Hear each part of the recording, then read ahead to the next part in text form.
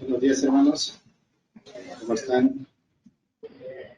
Bueno, es un gozo estar aquí reunidos en torno al Señor. Y bueno, la idea de este video es mostrar más o menos una representación de lo que el tabernáculo que construyó el pueblo de Israel para reunirse con el Señor es lo que tratamos de ilustrar.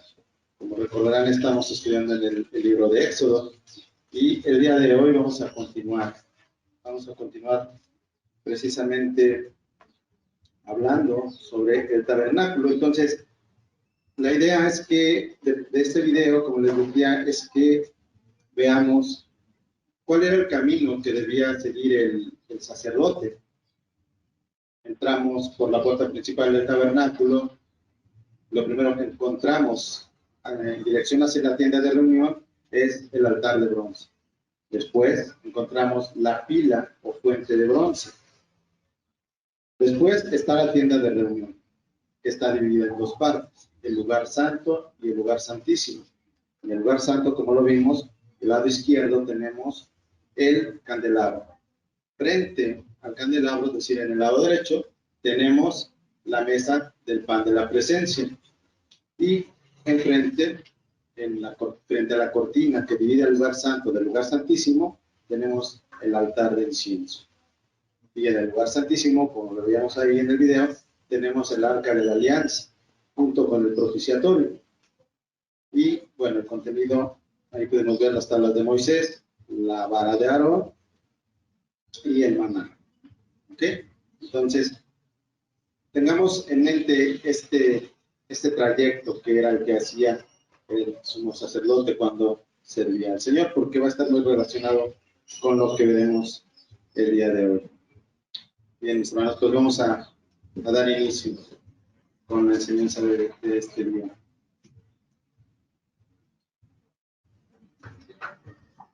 Bien, pues el día de hoy vamos a continuar con la última parte, ya es la tercera parte y última, en la que hablamos acerca de los elementos y del mobiliario que estaba dentro del tabernáculo. Vamos a estar leyendo porciones de la escritura, vamos a brincar de un lado a otro. Entonces, si lo desean, busquen los textos porque vamos a estar brincando mucho y además algunos son muy largos. Entonces vamos a leer algunos, yo los leeré, y otros vamos a hablar de manera general lo que nos dicen. Bien, vamos a recordar un poquito de del por qué el Señor le mandó al pueblo de Israel construir un tabernáculo. Recordemos que al final del capítulo 24, el Señor le pidió a Moisés que subiera al monte Sinaí. Ahí Moisés pasó 40 días y 40 noches.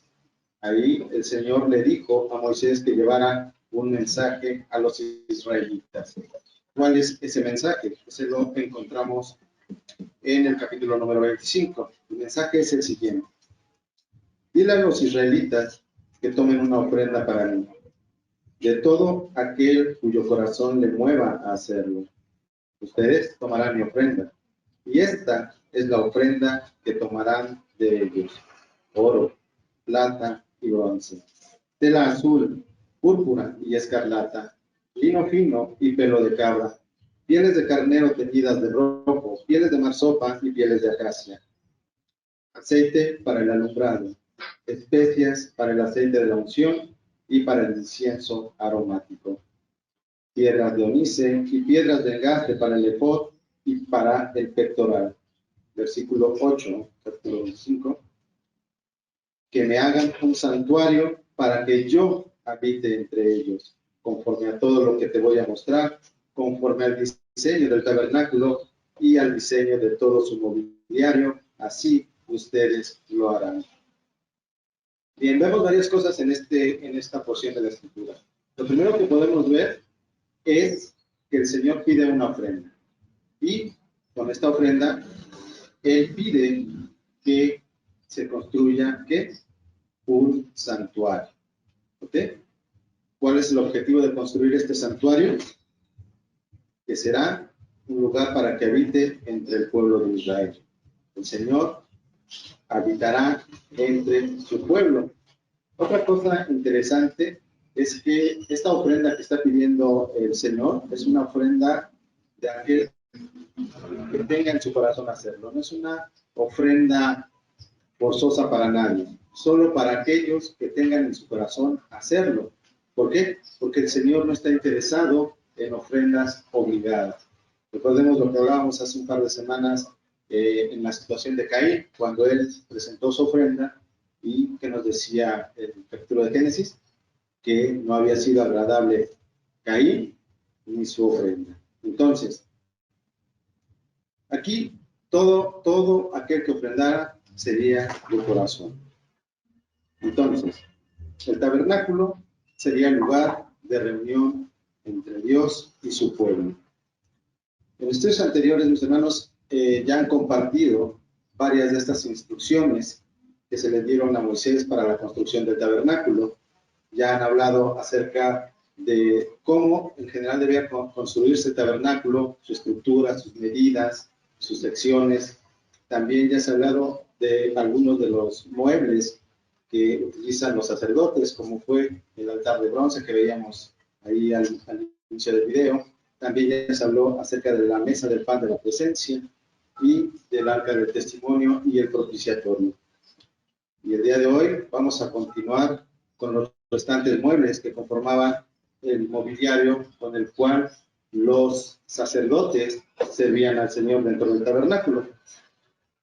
El día de hoy hablaremos acerca de la fuente de bronce, el candelabro, el altar de incienso y dos elementos que se utilizaban en algunos de estos muebles, como son el incienso aromático y el aceite de la santa unción. Bien, vamos a empezar con la fuente o pila de bronce. Vamos a empezar con, aunque no en el orden en que aparece en la escritura, no es este, vamos a empezar con ese porque es el segundo mueble que tenemos. Entonces vamos a ir por ese camino que vimos en el video. ¿Okay? Entonces, a la entrada encontramos el altar de bronce en el cual se presentaban los sacrificios. Entonces, el segundo mueble es la pila de bronce. Y el Señor le dijo a Moisés cómo habría de realizarse esta fuente. Y esto lo tenemos descrito en el capítulo 30, y en el libro de Éxodo, capítulo 30, versículos 17 al 21. Éxodo 30, versículos 17 al 21. Dice así la palabra del Señor. El Señor habló a Moisés y le dijo, harás también una pila de bronce, con su base de bronce, para lavatorio. La colocarás entre la tienda de reunión y el altar, y pondrás agua en ella. Con ella lavarán las manos y los pies Aarón y sus hijos. Al entrar en la tienda de reunión, se lavarán con agua para que no mueran. También, cuando se acerquen al altar a ministrar para quemar una ofrenda encendida al Señor, se lavarán las manos y los pies para que no mueran. Será estatuto perpetuo para ellos, para Aarón y su descendencia, para todas sus generaciones. Bien, en estos versículos se le instruye a Moisés que realicen una fuente de bronce.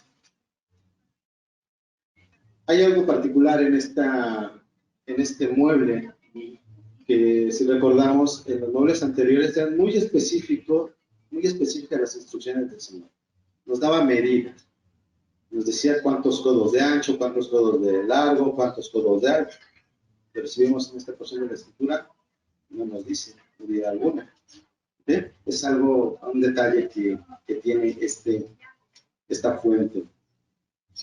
Pero lo que sí nos dice la escritura es dónde habría de colocarse esta fuente. Como lo hemos dicho ya, se colocaría entre el altar de bronce y la tienda de reunión, el segundo mueble dentro del arca. También se menciona la función para que se construiría esta fuente. Esta fuente se construiría para que en ella se depositara agua y los sacerdotes se lavaran antes de ministrar o antes de entrar al lugar santo. ¿Okay? Entonces, ¿cuál era la pena si ellos no hacían esto, si ellos no se lavaban antes de ministrar o entrar al lugar santo? Morirían. La fuente fue hecha tal que como lo pidió el Señor por el artesano Bezalel. Eso lo vemos en el capítulo 38, versículo 8. Ahí, en ese versículo, se nos dice que fue hecha la fuente. Pero también hay un detalle. Se nos dice que esta fuente fue hecha del bronce de los espejos de las mujeres que servían en la puerta de la tienda de reunión. Bien, ¿qué hay de particular en esto? Bueno, en aquella época los espejos se hacían de diversos materiales. Uno de esos materiales podía ser el bronce, el cual se pulía de una manera excesiva, se pulía para que quedara lustrado y pudiera reflejar lo que estuviera enfrente. En aquella época era de mucho valor para las mujeres tener un espejo de bronce. Entonces, lo que vemos aquí es lo que se mencionaba al principio. Estas mujeres nos muestran que sin importar el valor que tuviera para ellas ese espejo, ellas lo ofrendaron de corazón. Fue más importante ir a ofrendar al Señor que tener algo propio de valor para ellos. Bien.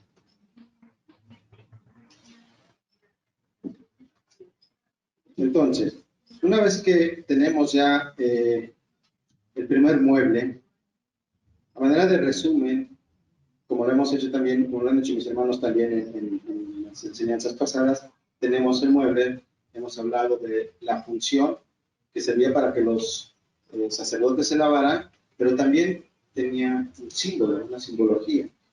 ¿Ah? ¿Qué podemos ver en esta fuente? ¿Qué es lo que hace el agua? ¿Por qué se tenían que lavar?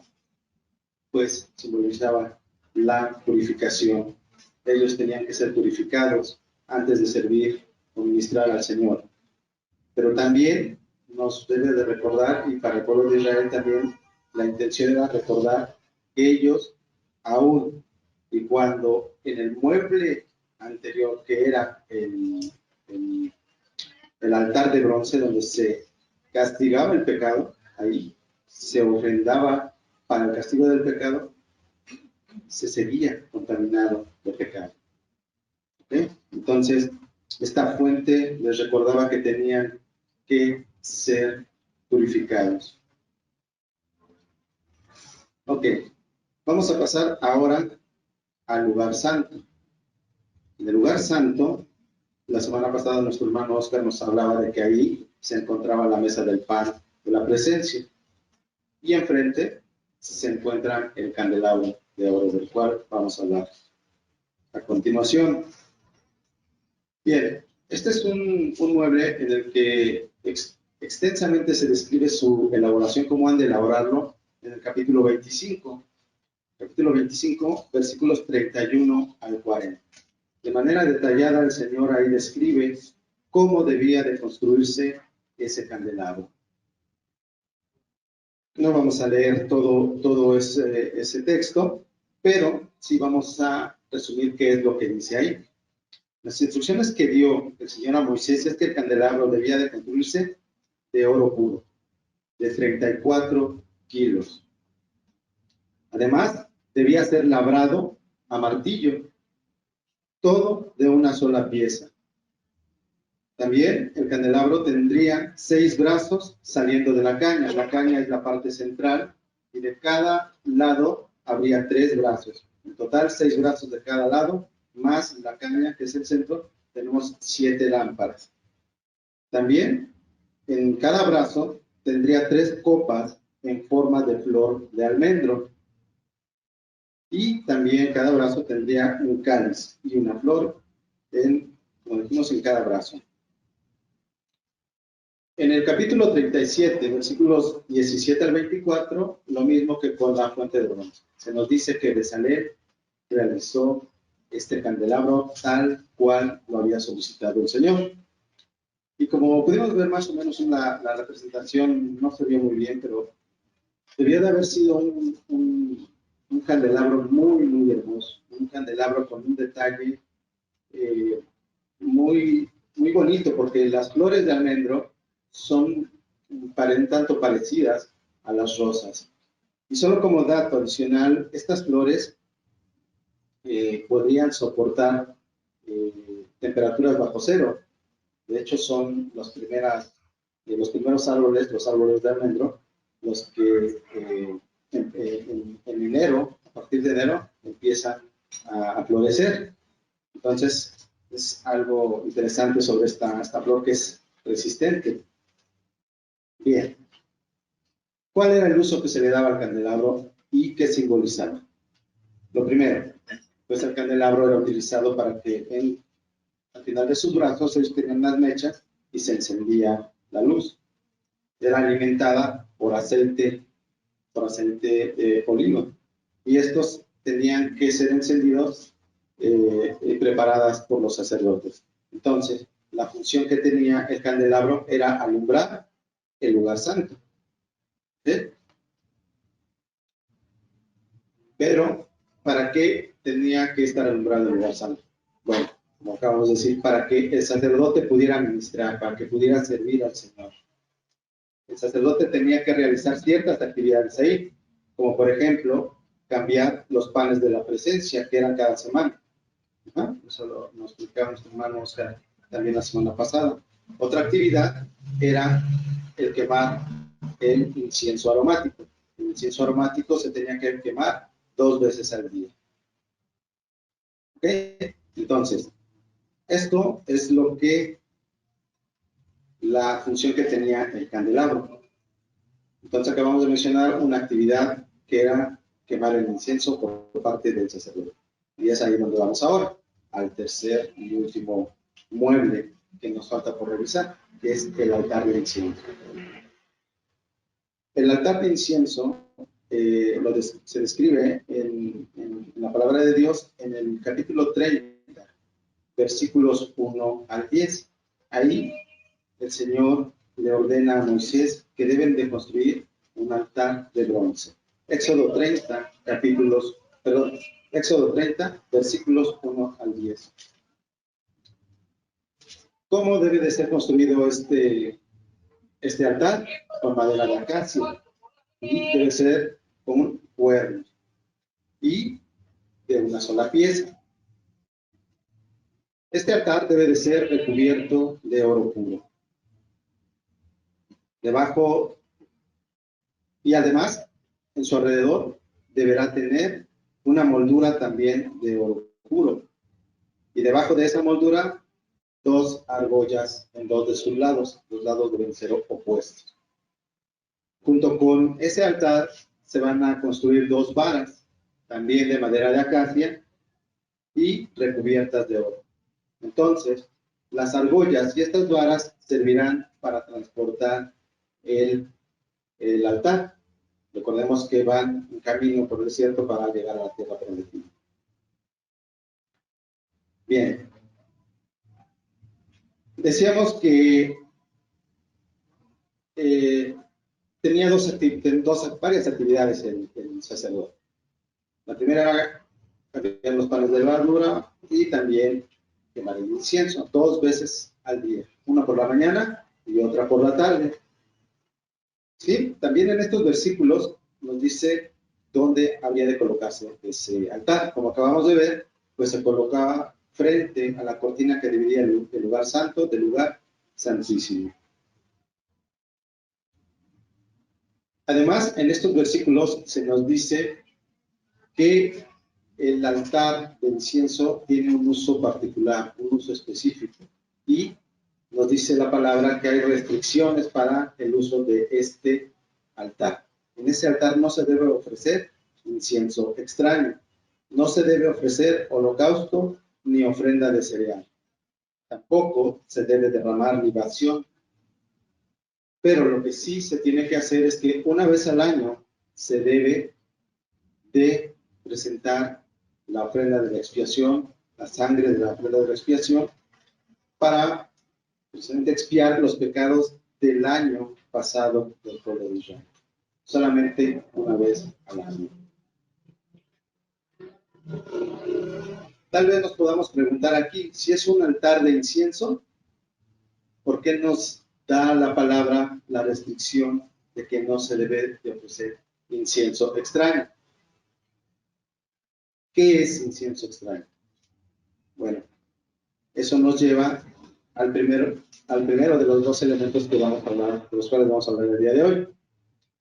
El Señor le dijo a Moisés que ellos debían elaborar el incienso que había de quemarse en ese altar. Le dio instrucciones específicas de los materiales e ingredientes que debían de ocupar. Y eso lo encontramos en Éxodo, capítulo 30, versículos 34 al 38. Éxodo 30, versículos 34 al 38. Dice así estos versículos. Entonces el Señor dijo a Moisés, toma especias, estacte, puña aromática y gálbano, especias con incienso puro, que haya de cada una igual peso. Con ello harás incienso, un perfume, obra de perfumador sazonado, puro y santo, y molerás parte de él muy fino, y pondrás una parte delante del testimonio en el tabernáculo de reunión, donde yo me encontraré contigo, santísimo será para ustedes. Y el incienso que harás, no lo harán en las mismas proporciones para su propio uso, que será santo para el Señor. Cualquiera que haga incienso como este, para usarlo como perfume, será cortado entre su pueblo. Bien, aquí vemos las instrucciones que le dio el Señor a Moisés para que elaboraran este incienso, el cual debería ser quemado solamente en el altar de incienso. Este incienso, entonces, es para uso exclusivo del Señor. Es algo que solamente se puede usar en ese lugar, en el lugar santo. ¿Qué pasa si alguien prepara un incienso de las mismas características como lo describió el Señor? Nos dice la Escritura que será cortado del pueblo, es decir, será apartado del Señor, porque el Señor estará habitando entre ellos. Y solo como reflexión, lo peor que le puede pasar al ser humano, hermanos, es vivir apartado de Dios. Entonces, veamos cuán grave es la falta. Cuando el Señor está apartado del ser humano, es lo peor para el ser humano. Ok, entonces, vemos que este incienso se ha de quemar en el altar.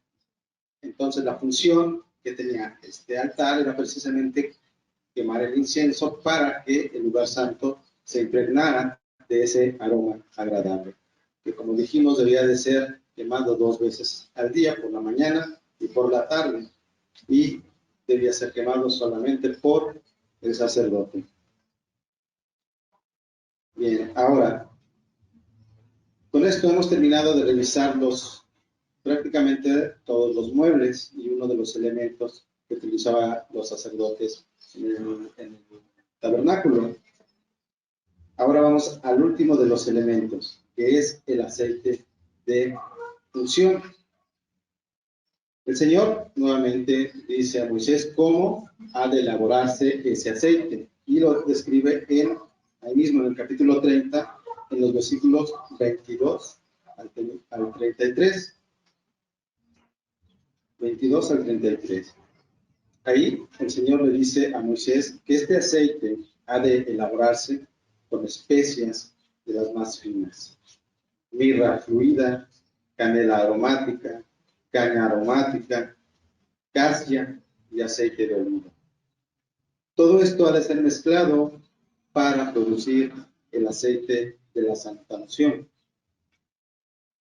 ¿Cuál es la función de este aceite que el Señor le ha pedido a Moisés que elabore el pueblo de Israel?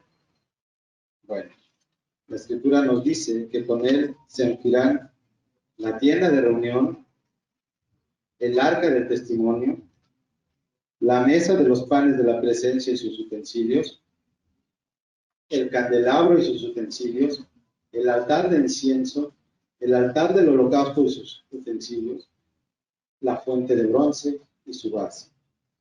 Es decir, todo lo que está dentro del tabernáculo debía ser ungido con este aceite.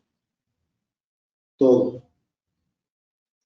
Pero no solamente la tienda de reunión y el mobiliario. También los versículos nos dicen que Aarón y sus hijos deberían ser ungidos con este aceite. Entonces, este aceite lo que hace, nos dice la Escritura, es consagrar al Señor. Con esto, todo lo que está ahí es consagrado para el Señor, es apartado para Él, incluyendo Aarón y sus hijos. Ellos serán consagrados para servir al Señor. Entonces, pues esta es la función que tiene el aceite, apartar para el Señor. Además de que también desprendía un aroma agradable. Bien. Con esto terminamos de ver todo lo que involucra el sacerdocio o lo que ocupan los sacerdotes, tanto muebles, utensilio y las secciones que formaban esta tienda de reunión, el lugar santo y el lugar santísimo.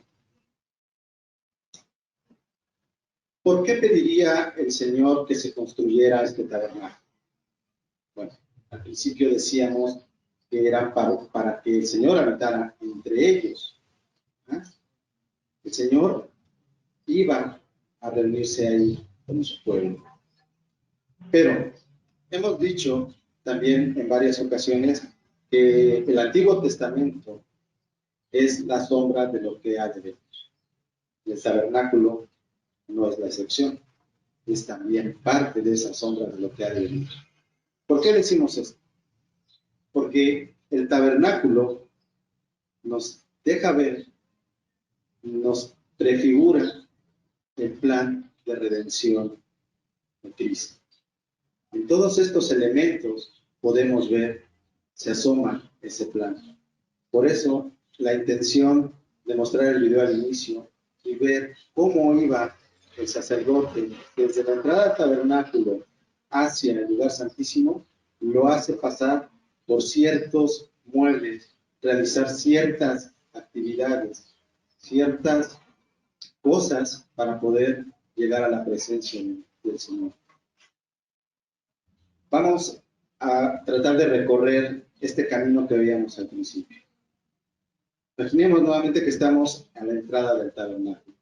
Ingresamos, ¿y qué es lo primero que vemos? El altar de bronce, en el cual se ofrecían los sacrificios. Ahí el castigo por el pecado se efectuaba. Hoy, hermanos, en la cruz se ha castigado todo el pecado. Después hablábamos de la fuente, veíamos a la fuente, y decíamos que ahí los sacerdotes la ocupaban para limpiarse, para purificarse, para servir al Señor. Hoy, por la sangre de Cristo, nosotros somos purificados, somos limpiados de ese pecado. Hoy, gracias a eso, podemos acercarnos a Dios. Y esto nos lo dice el apóstol Juan en su primera carta, en el capítulo 1, versículo 9. Dice así la palabra del Señor. Si confesamos nuestros pecados, Él es fiel y justo para perdonarnos los pecados y para limpiarnos de toda maldad.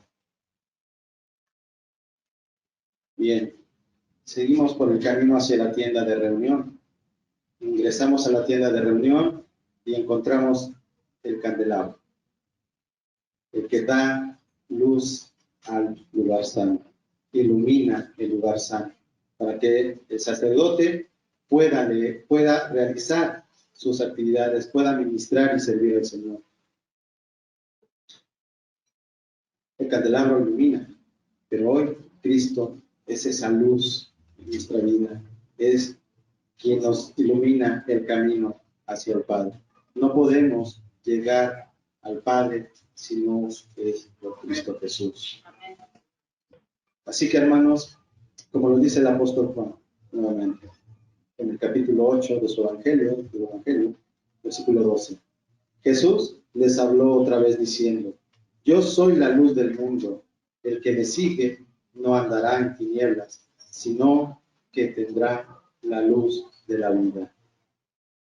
Llamado, hermanos, aquí es que si nosotros realmente somos hijos de Dios, debemos de ser esa luz en este mundo de tinieblas. No podemos ser como el mundo, debemos ser esa luz. Decíamos que la mesa estaba frente al candelabro. ¿Qué hay con la mesa? Bueno, la semana pasada nos contaba nuestro hermano Oscar que simbolizaba la comunión íntima de Dios con su pueblo. Y hoy, hermanos, solo por medio de Cristo tenemos acceso al Padre. Solo por medio de Cristo podemos tener esa comunión con el Señor. No hay otra forma. Después, junto a la cortina que da acceso al lugar santísimo, encontramos el altar de incienso, en el cual ya hemos dicho que se quema el incienso. El sacerdote quema el incienso para que expida aroma agradable. Y hoy, si ya tenemos comunión con el Señor, podemos acercarnos a Él como lo hacíamos hace un rato, en oración. Y esas oraciones, con un corazón sincero, con un corazón arrepentido, son aroma agradable al Señor. Y hermanos, nos enseñó quién hablaba al Padre. Cristo. Cristo nos enseñó cómo orar. Pero también, hermanos, no solamente la oración es agradable, aroma agradable al Señor, sino que nuestra vida debe de ser de igual forma. Nuestra vida debe de ser un aroma agradable al Señor. Las Escrituras nos dicen en Efesios, capítulo 6, versículo 18, el apóstol Pablo dice: con toda oración y súplica, oren todo tiempo en el Espíritu, y así velen con toda perseverancia y súplica por todos los santos. También el apóstol Pablo, 1 Tesalonicenses capítulo 5, versículo 17, nos dice: ore sin cesar. ¿A qué se refiere esto? Ok, nosotros, como hijos de Dios, debemos de tener un tiempo apartado para nuestra oración. Todos los días debemos orar al Padre. Debemos orar al Señor. Pero aquí Pablo es muy claro: ore sin cesar. ¿Qué sucede cuando estoy trabajando? ¿Qué tal si soy conductor de un transporte público? Puedo orar, ¿no? Pero lo que se refiere aquí el apóstol es que todo lo que hagamos, nuestro trabajo, la escuela, todo lugar donde estemos, toda actividad, sea para darle honra y gloria a Él. Toda nuestra vida sea una especie de oración, un aroma agradable al Señor, hermanos. Y eso es algo que debemos tener presente en nuestro día a día. Por último, hermanos, entramos al lugar santísimo, donde está el arca de la alianza y el propiciatorio.